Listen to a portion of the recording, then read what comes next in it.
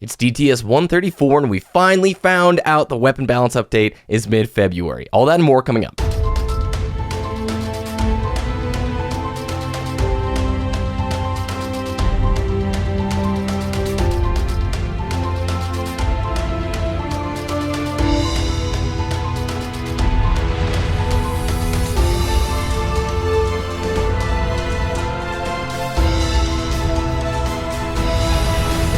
You're listening to Destiny, the show.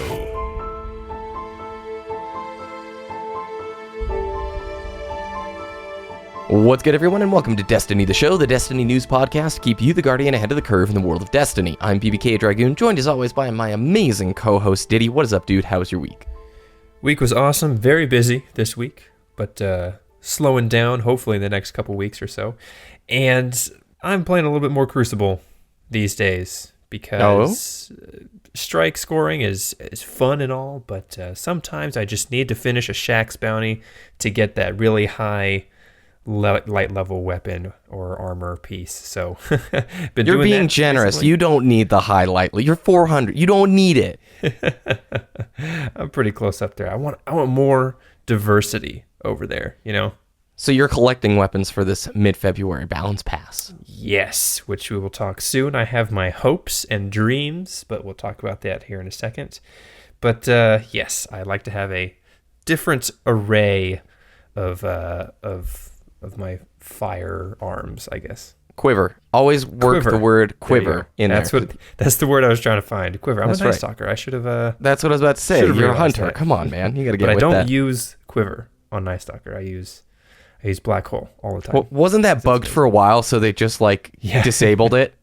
There was a glitch that just infinite quivers.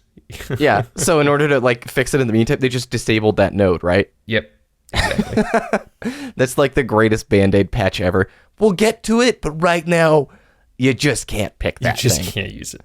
I'm in the same boat. I've played a lot of PvP this week, most of it solo, some with MVito. All right, so today we're talking about the weekly update, primarily. The weapon balance patch is coming mid-February. We're going to have a stream talking about it. Josh Hamrick will be there giving us all the details, which, interestingly enough, he was over at Bethesda for a little bit, did he? We talked about this article last year and change. Josh Hamrick was a senior designer at Bungie, and he ended up leaving Bungie to go work for Bethesda.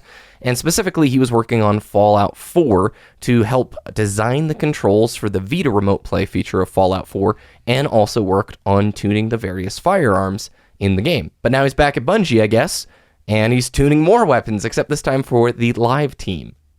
Yes, and the live team, they're working on that weapon balance pass mid-February. Oof, so happy it's coming soon.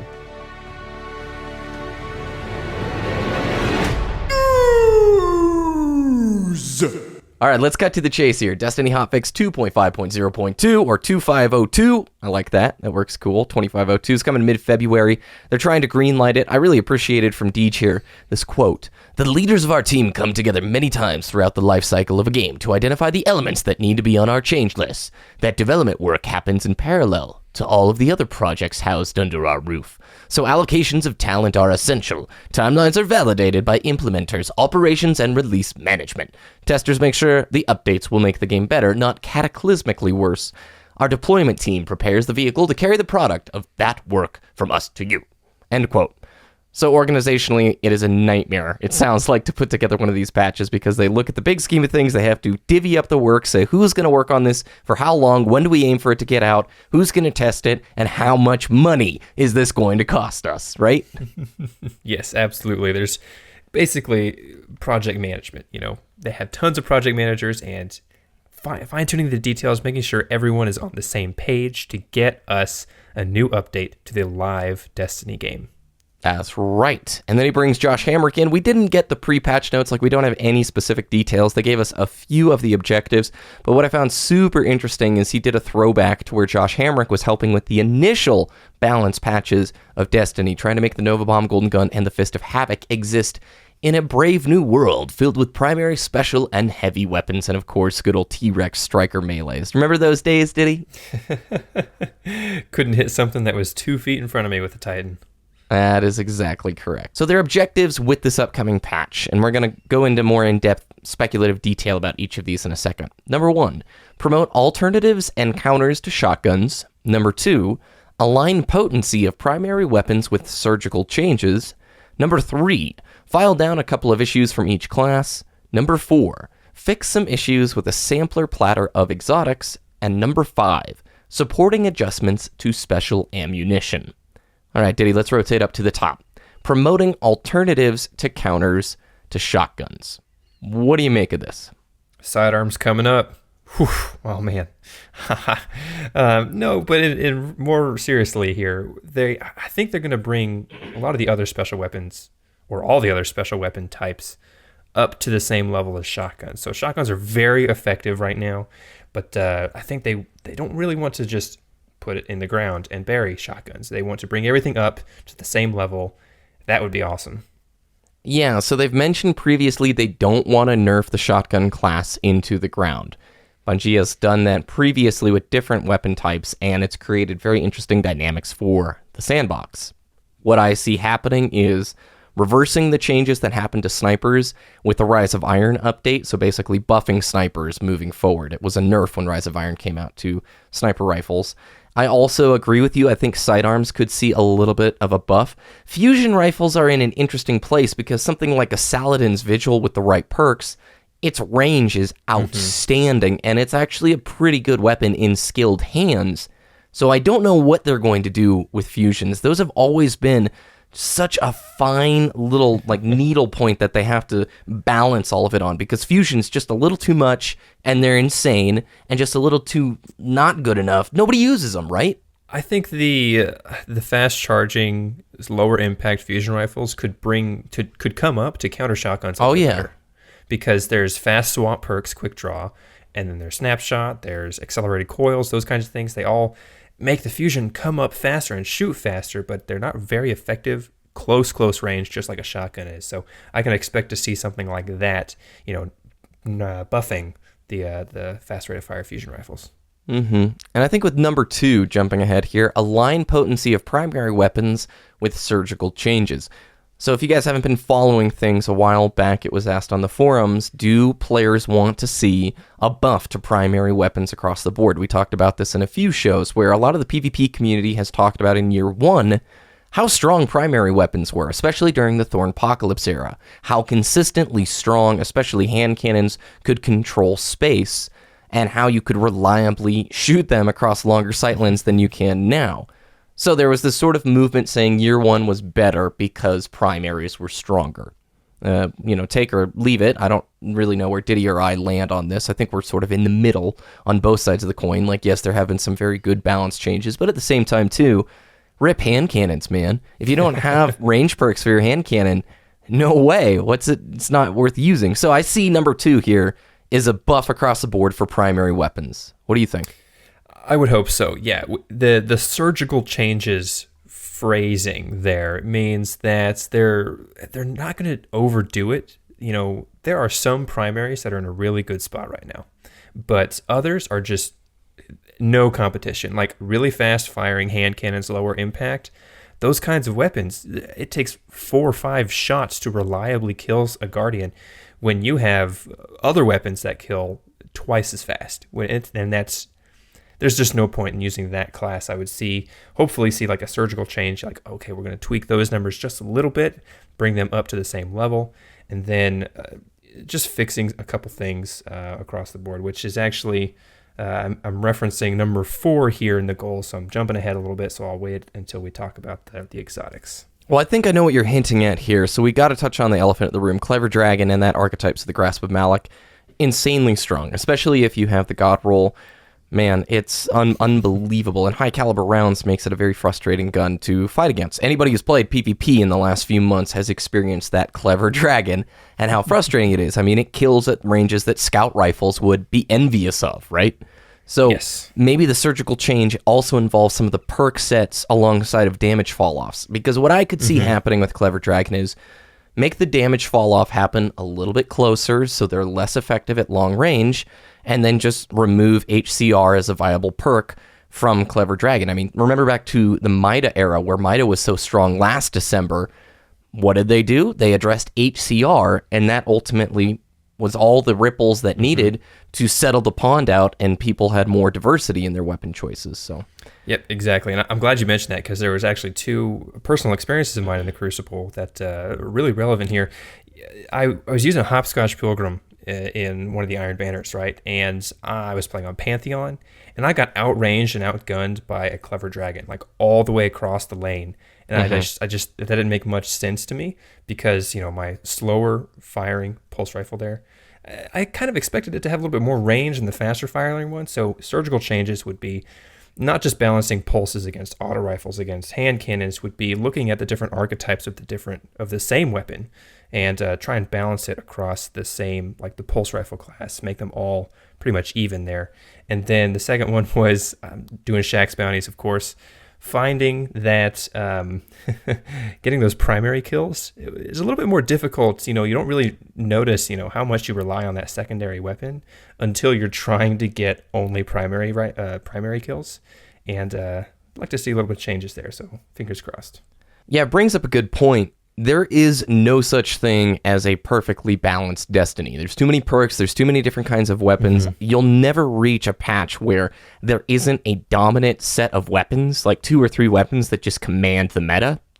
But that doesn't mean they shouldn't switch things up and try and work towards a better balanced state. And in that world, I think right now, almost any change is good change for Destiny PvP. It's been a very long time. If you think about it, Rise of Iron came out last September, and we haven't had an update to the balance of weapons, at least for PvP, since then. That's a very long time, and I think most people expected December to switch things up for PvP. So as much as I want to scrutinize and go into just crazy microscopic detail over what they decide to change mid-February, a big part of me is just happy this is occurring and that we're going to have the freshness of getting to experience that new sandbox and discovering what is viable, what's the strongest set of things now. Exactly. And we mentioned this last week. The first 2 or 3 weeks after a balance pass comes is like the best time to play the Crucible, because nobody knows what's strong yet, and they're just using whatever they want, and it's awesome. It is my favorite time, of course. Yours too. We'll be definitely playing those weeks. Number 3, file down a couple of issues from each class. Well, I can definitely think of 2 perks on the Stormcaller that I would see getting addressed. The first is Amplitude, which gives you that absolutely insane Warlock melee range. Diddy, there's memes about this, okay? Yes, there are. I saw one the other day about like a photoshopped Warlock arm, which is like 15 times longer, because I'm just gonna slap you from 50 feet away. It's like Gumby arms. Yes, exactly. And the other perk is Electrostatic Mind, which if you've been playing Trials the last few weeks, you've run into this. It basically, when teammates are nearby, it charges the super of the player faster. So what's going on in Trials is you'll have 3 Stormcallers using Electrostatic Mind, and they're also using the Memory of Scory, which is the artifact that when you have your super, you can charge your other teammates' supers faster if they're nearby to you. So what happens in Trials is they all stay in the spawn as long as possible, farm super energy, and then just take turns laughing as they defeat you as Stormtrance. It's a really annoying strategy to play against, and it's really common right now because it's strong. So I could see maybe Memory of Scory being addressed in here, but we're talking about classes, so I could see Amplitude being scaled down and Electrostatic Mind. I don't know how they would do it, but I could see it getting a little bit of a nerf. Or at least just not stacking with Memory of whatever. So Scory, yeah. Scory, yeah. I don't use it, so I have no idea what it is. But yeah, that would make sense. I would like to see some balance, because, as a Hunter main, I've been trying to do Gunslinger in the Crucible, and it's hurting because we are not the gods we once were in the Crucible. Well, I have a question there, because you're a gunslinger. How does it feel when you shoot a golden gun at a Juggernaut Titan? And it doesn't kill them because it just consumes the shield. Slightly frustrating that a single perk can just shut down my super entirely. And then I don't know, it's frustrating because, I don't know, just like to see some more, get some hunters some love in this balance pass, please. So let's talk then about fix some issues with a sampler platter of exotics. At first I couldn't think of what are they talking about here? But then you and I threw about I don't know, 6 seconds of conversation listed, oh yeah, Hawkmoon's not very good right now, and Red Death is terrible right now. And you, of course, the hunter bringing in Acleophage, really angry about the nerf that happened to Acleophage, right? Yeah, so Acleophage was like the go-to hunter exotic in year 1. It gave you an extra golden gun shot. That's amazing. You can fire 4, point and click, whatever. But with they nerfed it by, if you have it equipped, your golden gun lasts like 7 seconds instead of the 14 or 12 or whatever it normally is. That's 7 seconds to shoot 4 golden gun shots is very small. And compared to like a Sunbreaker Titan, you can throw 6 hammers in 23 seconds. It's kind of worrisome there for a hunter main. Yeah, unless they're all lined up in a really tight way, you're not going to get off all 4 shots confirming kills. So it becomes less of a roaming super and almost something that you're like, well, there's better exotics. I could be using Shinobis, right? Yeah, exactly. In my opinion, there's not very many good hunter exotics right now. Shinobu's Vow, or the Frosty boots. Those are Frosties are sick, man. And Shinobus are amazing. I guess Graviton Forfeit as well, because it gives you that Shade Step for the Night Stalker, and you can use another perk as well. And it looks cool. I'm rocking just Radiant Dance Machines because I don't like anything else. Really? Yeah, honestly. Not Frosties? Your legs get all iced over when you're running? You know, I guess I should use Frosties, but I'm kind of picky. I don't have a good roll on them. Oh. So, but I guess it doesn't really matter because that exotic perk. I guess Frosties, I would use them if I had a higher light level one, but I don't want to get rid of my Radiant Dance Machines because they're my highest light level boots right now. I see. So I don't have any, and I don't have any infusion fuel for the Frosties to make them worthwhile. Okay, well, let's move on to number 5 then. Supporting adjustments to special ammunition. I don't really know what to make of this. Either they're going to nerf the ammo bricks and make it so there's less special ammo out there. Maybe they're going to increase it. I kind of doubt that. I really don't have an opinion on this one until I see what changes are going to happen to the rest of the weapons.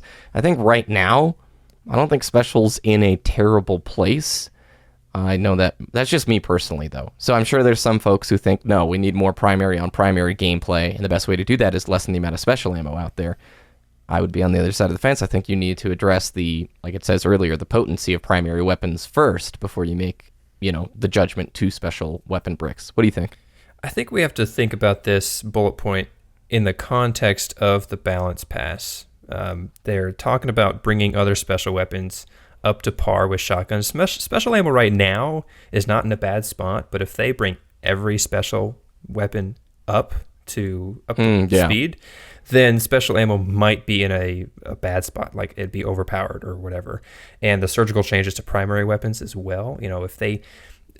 My ideal thing would be to absolutely overbuff primary weapons and they give us more special ammo, but special ammo is not going to be worth it because your primary is going to be doing work. They just be like, haha, take that. You can have all the special you want, but primary weapons are awesome.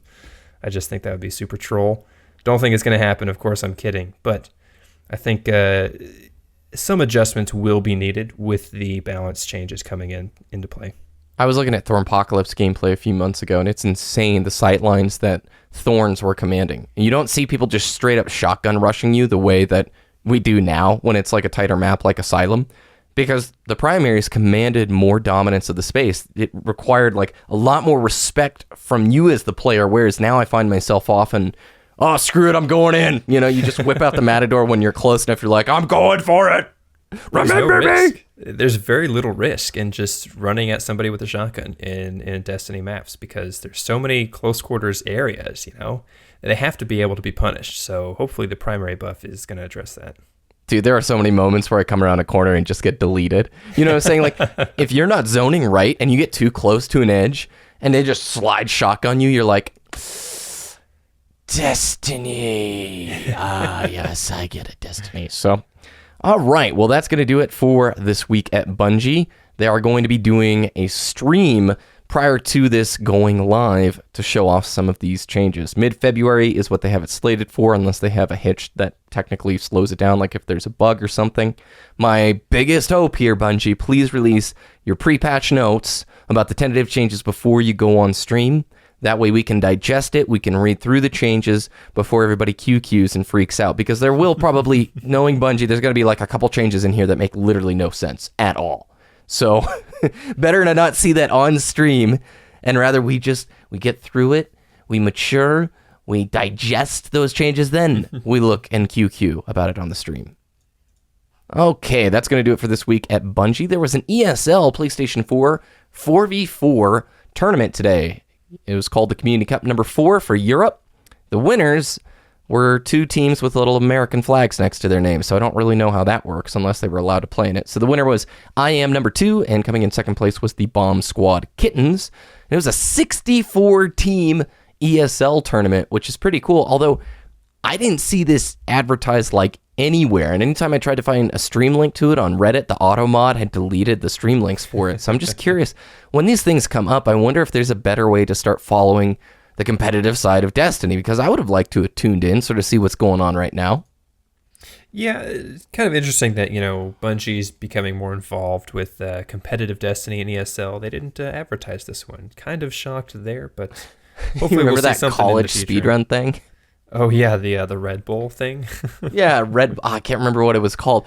Nobody knew about it, dude. You and I didn't even know about it. It was like, we would have wanted to compete in that. That would have been really cool, but it was just such a random one-off deal that never got much press time.